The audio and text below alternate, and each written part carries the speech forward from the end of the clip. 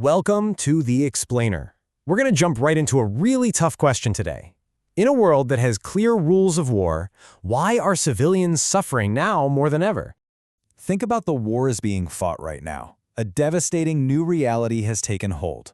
A staggering 90% of all casualties aren't soldiers on a battlefield. They're ordinary people. They're civilians caught in the crossfire. So you see a number like that, and it just forces you to ask, what is going on here? We built this whole international system to stop exactly this from happening. So why are the rules of war failing the very people they were supposed to protect?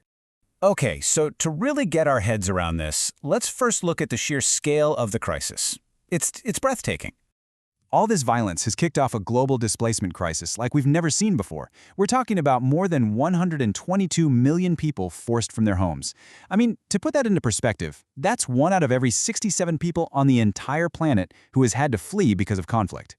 And it's not just the direct casualties, The impact goes so much deeper. The very people who are trying to help, I'm talking aid workers, journalists, doctors, they are being targeted like never before. And at the same time, the basic things we all need to live, water, electricity, that's all being intentionally destroyed. It's turning entire communities into battlefields.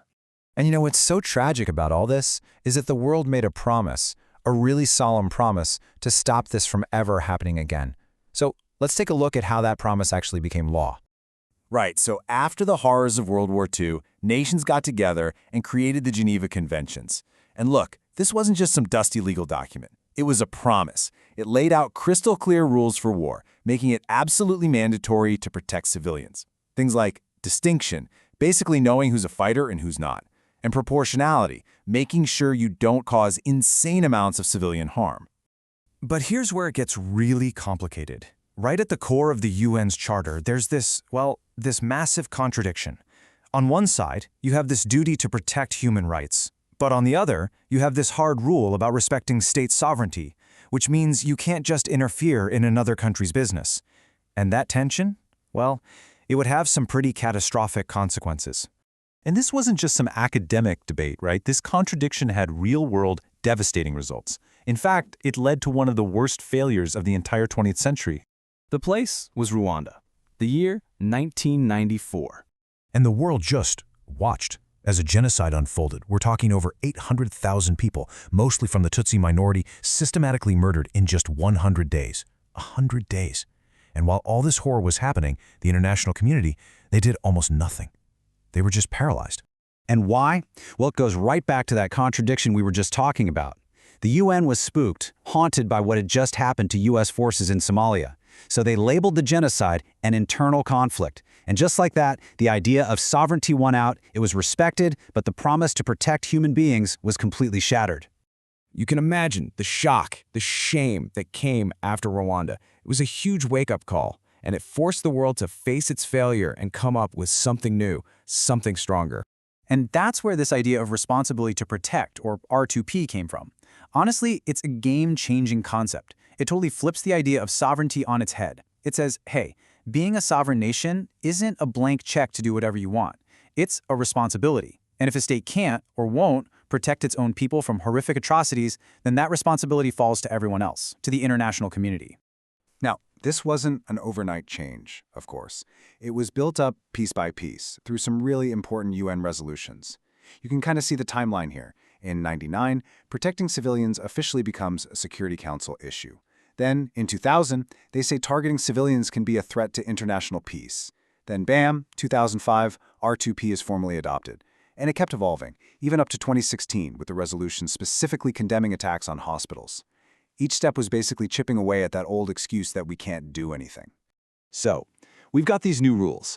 We've got this new sense of responsibility. But, and this is a big but, the gap between the promise and what's actually happening on the ground is still huge. Civilians in conflicts all over the world are still just devastatingly vulnerable. I mean, just look at Sudan. The UN is calling it one of the worst humanitarian nightmares in recent history.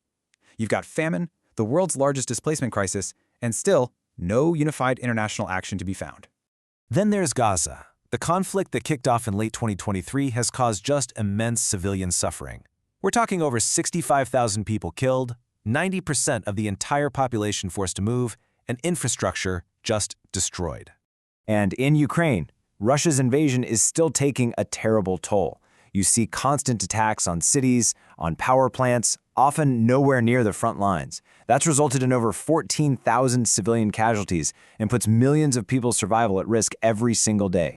And look at Haiti, where the government has basically collapsed. It's plunged the country into absolute chaos. Gang violence is out of control, thousands have been killed, and more than 1 million people have been displaced, with absolutely nowhere to turn for protection.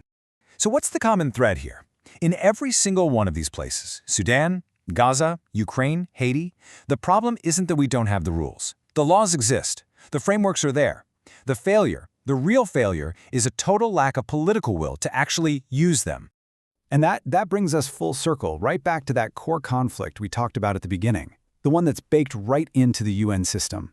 The elephant in the room here is the UN Security Council itself, specifically the veto power. You have 5 permanent member countries, and any one of them can just block any action, period. So what does that mean? It means decisions are often about national interests and political games, not about the moral duty to stop people from being killed. It is the #1 reason for paralysis when the world needs to act. So all of this leaves us with a really unsettling question to think about. When the very system designed to protect the innocent is frozen, paralyzed by the self-interest of its most powerful members, who's left?